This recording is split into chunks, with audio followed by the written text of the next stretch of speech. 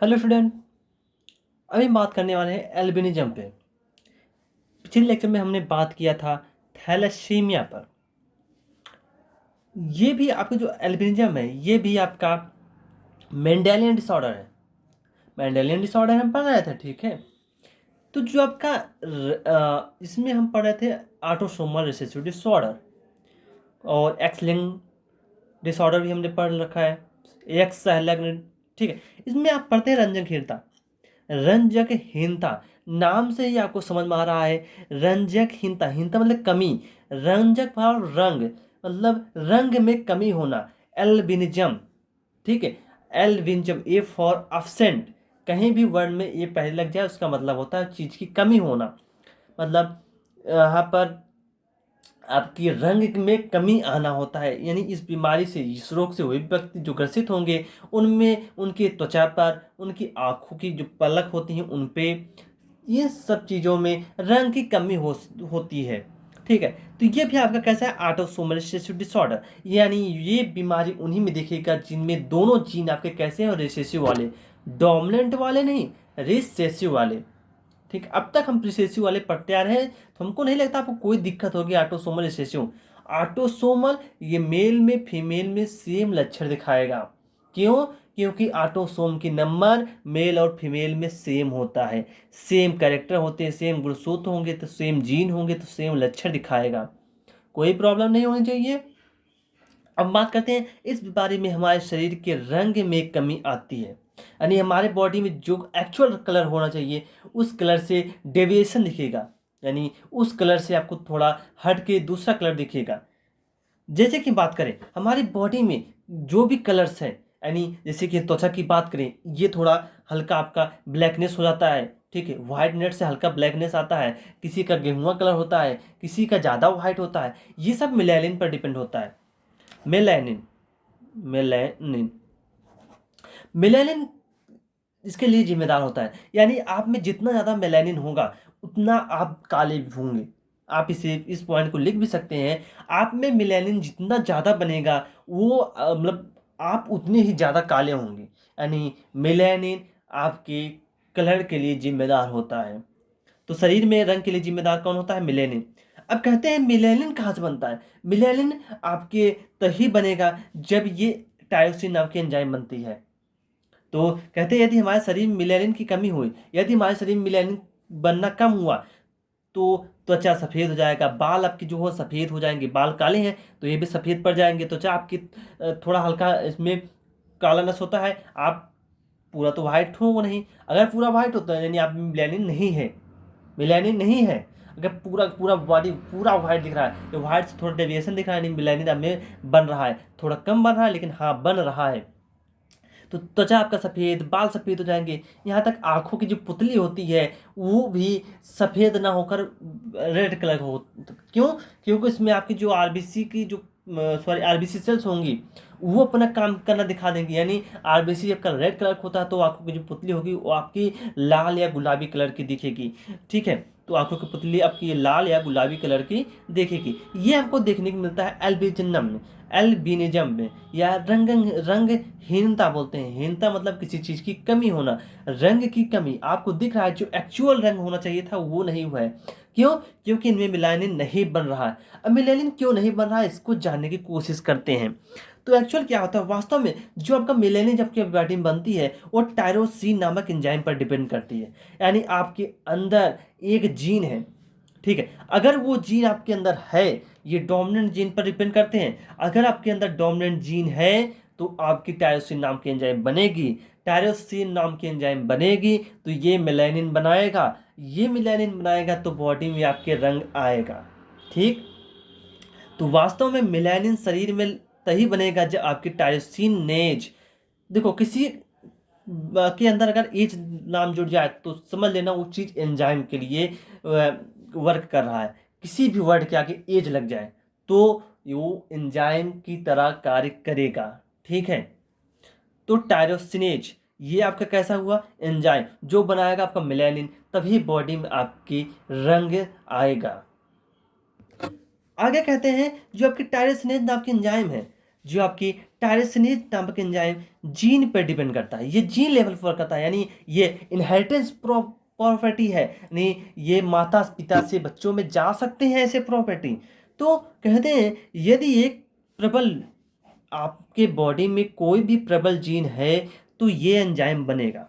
जैसे कि हम बात करें कैपिटल टी स्मॉल टी, इन सब से आप मतलब अच्छी तरह वाकिफ हैं, ठीक है। अगर कैपिटल टी है तो आपको पता है डोमिनेंट जीन के लिए वेरी मतलब दर्शाया जाता है। अगर कैपिटल ही हमारे दोनों जीन्स के डोमिनेंट वाले हैं तो मतलब एंजाइम बनेगा तो टायरोसिनेज नाम की एंजाइम बनेगी तो मेलानिन बनेगा, यानी आपकी बॉडी में कलर आएगा।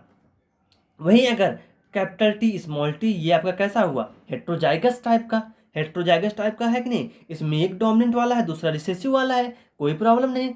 अगर एक भी जीन आपका डोमिनेंट वाला है तो एंजाइम बनेगा, मिलेनिन होगा, मिलेनिन रहेगा बॉडी में, कलर बॉडी में आएगा, नो प्रॉब्लम।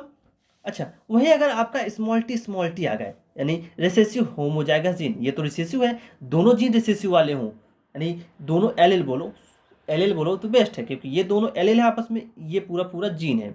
तो दोनों एल अगर रिसेसिव वाले हैं, यानी बोले तो ये जीन आपका होमोजाइगस रिसेसिव है, ठीक है। होमोजाइगस अगर रिसेसिव मतलब अप्रबल जीन या सुप्त जीन अगर ये है तो आप में टायरोसिनेज नाम की एंजाइम नहीं बनेगी।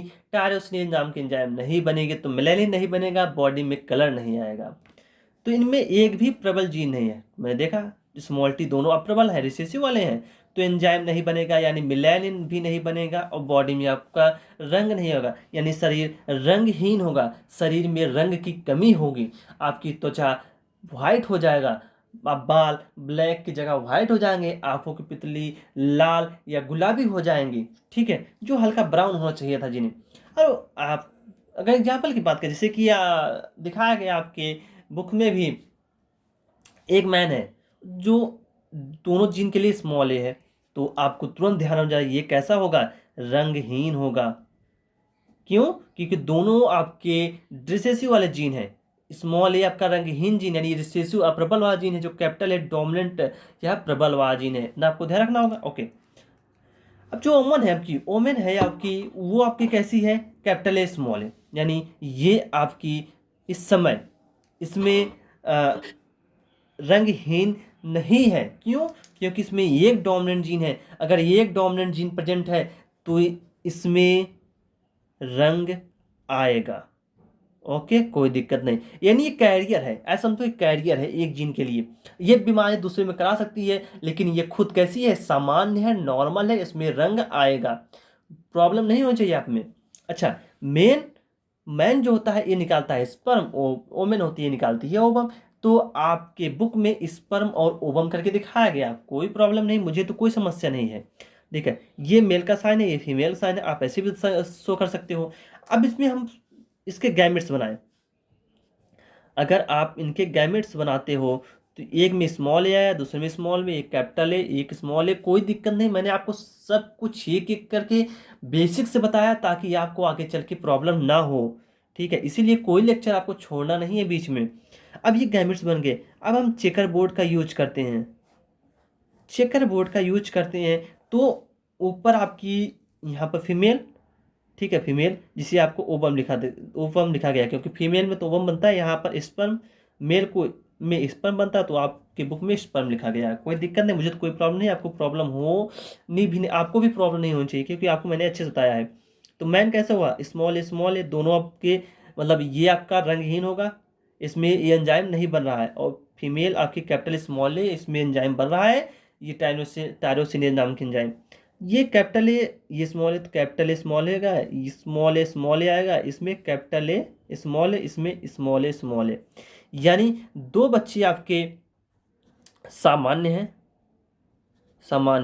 कैपिटल ए स्मॉल ए वाले, और दो बच्चे आपके कैसे हैं, रंगहीन है, ठीक है, रंगहीन है, स्मॉल ए। क्यों? क्योंकि दोनों स्मॉल रिसेसिव वाले अप्रबल वाले जीन है, तो इसमें एंजाइम नहीं बनेगा, ये कलर शो नहीं करेगा। तो या आप ये कह सकते हो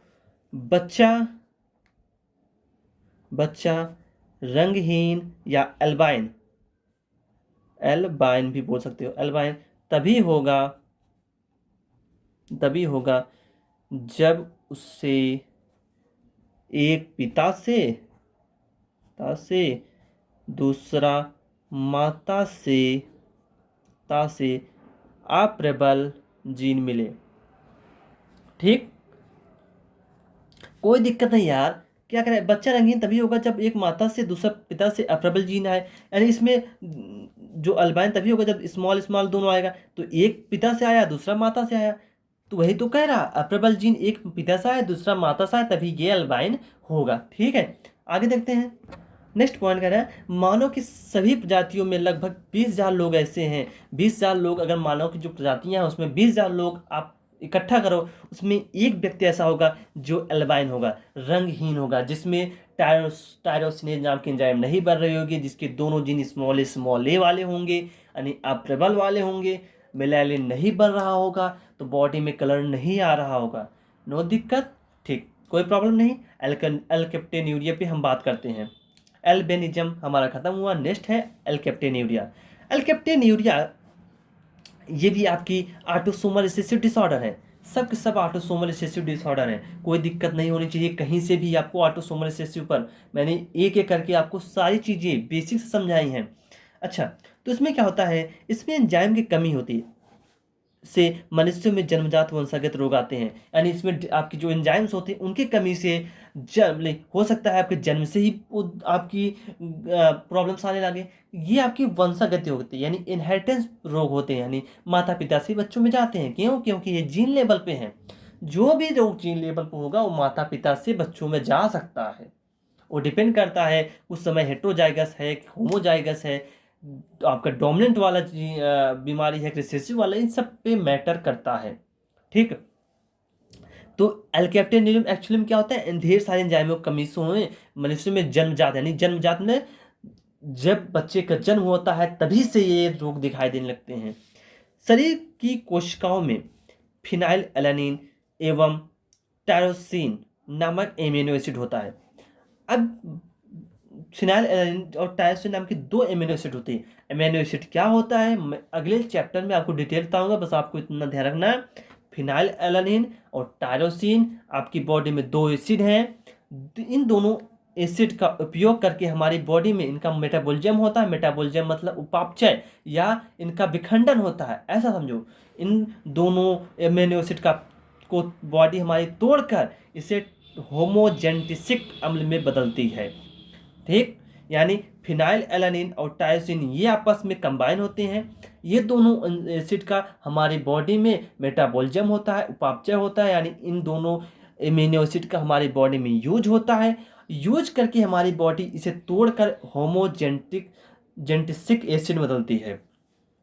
आगे पुनः होमोजेंटिसिक एसिड को फिर से तोड़कर हमारी बॉडी में ऐसे फॉर्म में बनाया जाता ताकि हमारी बॉडी उसे यूज कर सके। यानी टोटल हम बात करें फिनाइल एलानिन और टायरोसिन को हमारी बॉडी में तोड़कर ऐसे फॉर्म में बदला जाता है ताकि हम उसे यूज कर सकें। ये आपकी जो होमोजेंटिसिक अम्ल है ये बीच की एक कड़ी है, एक अवस्था है। ये बीच में एक स्टेज आता है उसमें है, उस स्टेज को भी तोड़कर आके बॉडी में यूजफुल मतलब यूज कर सके ऐसा कंपाउंड बनाया जाता है। तो जो आपके स्वस्थ मनुष्य होंगे उनमें आपकी फिनाइल एलानिन टायरोसिन ये तोड़कर होमोजेंटिसिक अम्ल बनेगा। होमोजेंटिसिक अम्ल को पुनः तोड़ा जाएगा, उसे एब्जॉर्बर यानी ऐसे भाग में तोड़ा जाएगा ताकि हमारी बॉडी उसे यूज कर सके।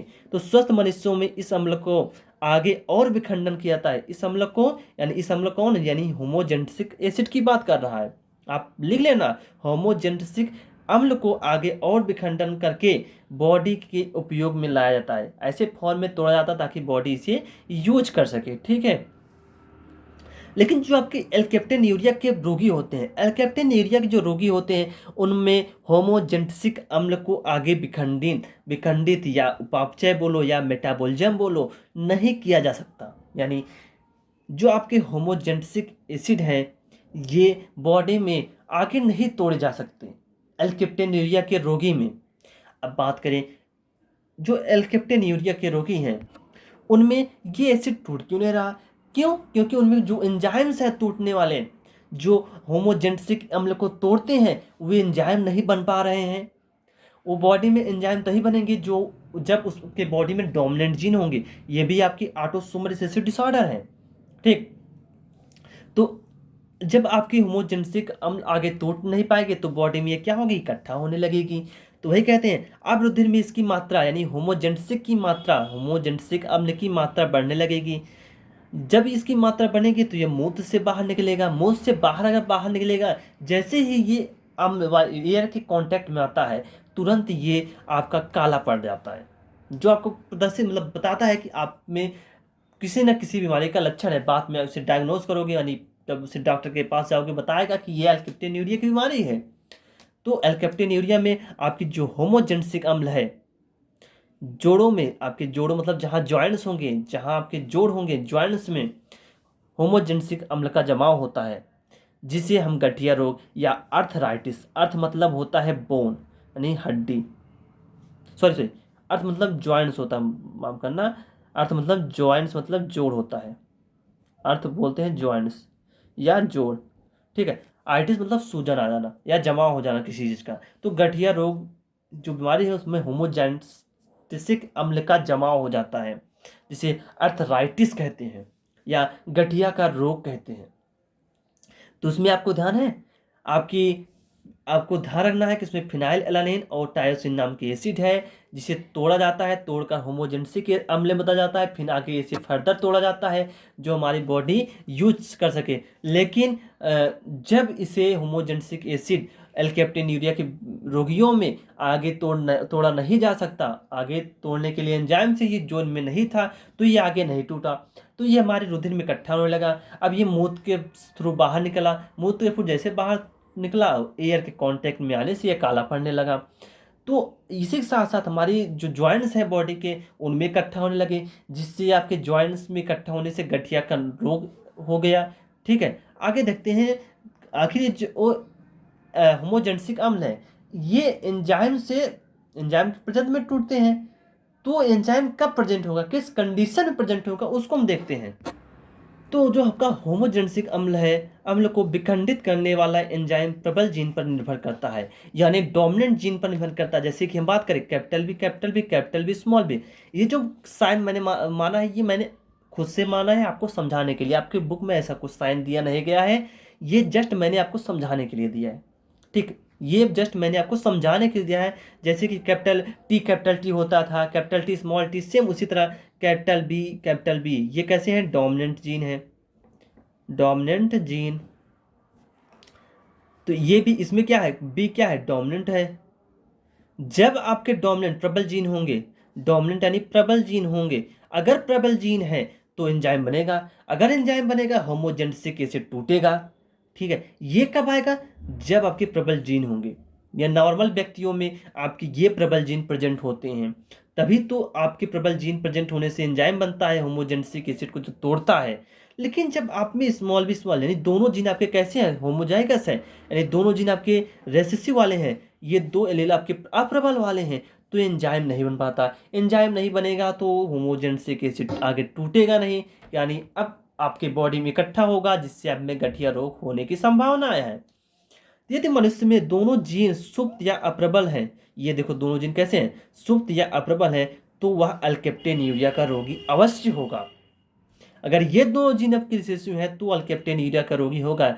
एंड एक भी जीन अगर डोमिनेंट वाला हो तो वो एल्केप्टेन्यूरिया का रोगी नहीं हो सकता। हाँ, इस कंडीशन में ये वाहक होगा, इसमें ये क्षमता होगी ये अपने बच्चों में बीमारी करा सकता है, लेकिन ये खुद से एल्केप्टेन्यूरिया का रोगी नहीं होगा। इन सब से मैंने आपको बार बार बता रखा है कि डोमिनेंट वाली चीज़ें तभी दिखे, रिसेसिव वाली चीज़ें तभी दिखेंगी जब उन्हें होमोजाइगस कंडीशन होंगी। जब वो हेट्रोजाइगस कंडीशन में होगी तो बीमारी कभी नहीं दिखेगी। ये तो हेट्रोजाइगस ही है, विषम युग्मजी तो ही है, इसमें एक डोमिनेंट वाला है तो ये लक्षण आप में दिखेगा नहीं। नेक्स्ट बात करते हैं फिनाइल थायोकार्बामाइड। ठीक है, ये लास्ट आपका ऑटोसोमल रिसेसिव डिसऑर्डर है। ये भी आपका कैसा है, ऑटोसोमल रिसेसिव डिसऑर्डर, यानी ये भी बीमारी आपके ऑटोसोम से रिलेटिव है। इसे बोलते हैं एबिलिटी ऑफ टेस्ट, मतलब स्वाद का अनुभव करना, फिनाइल थायोकार्बामाइड में क्या होता है कि इसे पीटीसी भी बोलते हैं, इसका शॉर्ट फॉर्म है पीटीसी, फिनाइल थायोकार्बामाइड। इसमें क्या होता है, पीटीसी जो आपका है नाइट्रोजन, कार्बन या गंधक, इन सब के एक फिक्स परसेंटेज में मिलकर बनते हैं। जो इनके यौगिक बनते हैं वो स्वाद में तीखा होता है। ध्यान रखना, पीटीसी को ध्यान रखना होगा, नाइट्रोजन, कार्बन और गंधक ये सारे मिलकर आपके पीटीसी का फॉर्मेशन करते हैं, जो स्वाद में तीखे होते हैं। लगभग हमारी 30% हमारी आबादी का 30% लोग, 30% लोग इस स्वाद का अनुभव नहीं कर पाते, इस स्वाद को नहीं जान पाते। इस स्वाद को जानने के लिए डोमिनेंट जीन जिम्मेदार होता है, प्रबल जीन जिम्मेदार होता है। यानी जिनके अंदर डोमिनेंट जीन होगा, प्रबल जीन होगा, वही इस स्वाद को जान सकते हैं। ठीक है, यानी आपके अंदर एक भी प्रबल जीन है, जैसे कि यहाँ पे देखो कैपिटल बी स्मॉल बी, अगर इस प्रकार का यहाँ भी कंडीशन आएगा फिनाइल थायोकार्बामाइड में, तो आप में प्रबल जीन, वो आपका प्रबल जीन माना जाएगा, तो आप में स्वाद जानने की टेंडेंसी होगी, यानी आप स्वाद को जान सकोगे। लेकिन जैसे कि देखो यहाँ कैपिटल टी स्मॉल टी, इसमें आपके प्रबल जीन तो है, इसमें ये प्रबल, इसमें दोनों प्रबल हैं, तो दोनों प्रबल है, इसमें एक प्रबल है, तो ये आप में ये जीन है, यानी आप इन स्वाद को जान सकते हो, यानी पीटीसी के स्वाद को जान सकते हो। ठीक है, लेकिन आप में ये रिसेसिव होमोजाइगस कंडीशन आ गई, स्मॉल टी, तो ये सुप्त या अप्रबल कंडीशन है, यानी इस कंडीशन में आप स्वाद जानने में असमर्थ होगे। यानी स्मॉल टी ये रिसेसिव जीन सुप्त होंगे, आप प्रबल हैं, यानी अब आप स्वाद जानने में असमर्थ हैं। ये आपका खत्म होता हुआ ऑटोसोमल रिसेसिव डिसऑर्डर। ठीक है, नेक्स्ट लेक्चर में बात करेंगे आगे के लेक्चरों में क्रोमोसोमल डिसऑर्डर, जहाँ पर उनकी जानकारी हम देंगे। ठीक, ये नोट्स आपको मेरे डिस्क्रिप्शन बॉक्स में मिल जाएगा, वहाँ से जाके आप डाउनलोड कर लीजिएगा। थैंक यू, धन्यवाद।